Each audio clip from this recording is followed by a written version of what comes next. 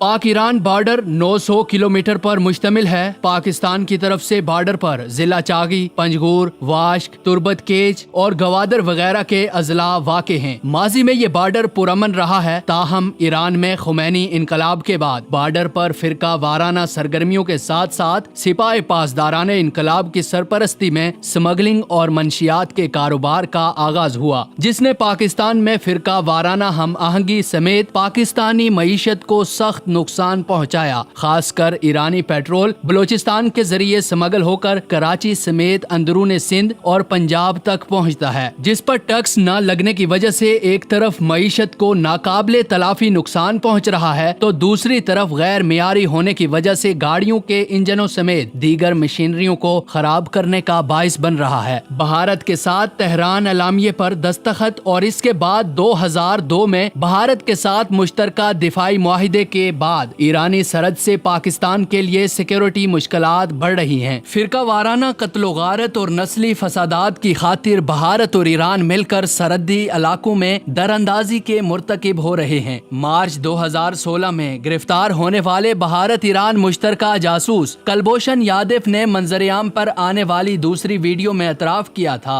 कि वो ईरान की बंदरगाही शहर चाबहार से दहशत गर्दी के नेटवर्क को ऑपरेट करता था, जिसका मकसद सुन्नी शिया फसादात समेत कराची वगैरह में लसानी फसादात बर्पा करना था। कलभूषण यादव ने मजीद कहा था कि कोयटा में हजारा बरादरी के कत्लेआम में भी इसका नेटवर्क मुलव्विस था, ताकि शिया सुन्नी फसादात को भड़काया जा सके। इसके अलावा उजैर बलोच को भी अमाराती हुकाम ने उस वक्त गिरफ्तार किया जब वो ईरानी पासपोर्ट पर सफर कर रहा था और पाकिस्तान से फरार था। इन सब सबूतों और दहशत गर्दाना कार्रवाइयों के मंजरेआम पर आने के बाद ईरानी हुकूमत को चाहिए था कि वो होश के नाखन लेकर पाकिस्तान के खिलाफ भारत से मिलकर दहशत गर्दाना कार्रवाइयों को लगाम देता, लेकिन चोरी ऊपर से सीना जोरी के मिज़दाक ईरानी हुकूमत ने पाकिस्तान पर दबाव बढ़ाने के लिए बॉर्डर पर कशीदगी में इजाफा कर रखा है, जिससे मकामी आबादी को सख्त खतरात दरपेश हैं। BBC ने पाक ईरान सरहद पर तफ्तान क्रॉसिंग पॉइंट से 40 किलोमीटर दूर वाक़े गाँव के बारे में तफसीलात मंजरेआम पर लाई हैं। तफसीलात के मुताबिक सरहदी इलाकों की तरफ तालाब नामी गांव में रात का अंधेरा छाते ही ईरानी जानिब से मार्टर गोलों और मशीन गन्नों की फायरिंग शुरू हो जाती है, जिससे गांव की 150 घरानों पर मुश्तमिल आबादी में से आधी आबादी हिजरत पर मजबूर हो चुकी है। मकामी आबादी का कहना है कि उन्होंने अफसी से इस बारे में शिकायत की है, लेकिन अफसी का कहना है कि हमारे हाथ बंधे हुए हैं, इसलिए इस्लामाबाद में जाकर शिकायत करें। जिसके बाद मुकामी आबादी ने वहां के मेंबरान सूबाई असेंबली आरफ जान से भी राब्ता किया, जिस पर अभी तक कोई एक्शन नहीं लिया गया और मकामी आबादी ईरानी बमबारी के रहमो करम पर है। मकामी आबादी के मुताबिक इनके घरों को ही नहीं बल्कि लवेज थाने को निशाना बनाया जाता है। फायरिंग के निशानात लवेज थाने पर दूर से वाज़े नजर आते हैं। एक तरफ से ईरान सरहद पर दरअंदाजी कर रहा है, तो दूसरी तरफ ईरानी पासदारान इनकलाब के दहशत गर्द विंग का सरबराह कासिम सुलेमानी पाकिस्तान को आए रोज धमकियां देता है कि सऊदी अरब और मुत्तहिदा अरब इमारात के साथ अपने ताल्लुकात महदूद करे, वरना पाकिस्तान तबाह हो सकता है। जुमा 22 फरवरी को बाबल शहर में नमाज जुमा से खिताब में कासिम सुलेमानी ने कहा कि पाकिस्तान हमारे साथ ताज़ियत न करे, बल्कि मुश्तरका सरहद पर हमारे मफादात को यकीनी बनाए, वरना इसे भारी कीमत चुकानी पड़ सकती है। इसके साथ साथ उन्होंने पाकिस्तान पर बेबुनियाद इल्जाम लगाते हुए कहा कि पाकिस्तान को इसके दोस्त ममालिक सऊदी अरब और मुत्तहिदा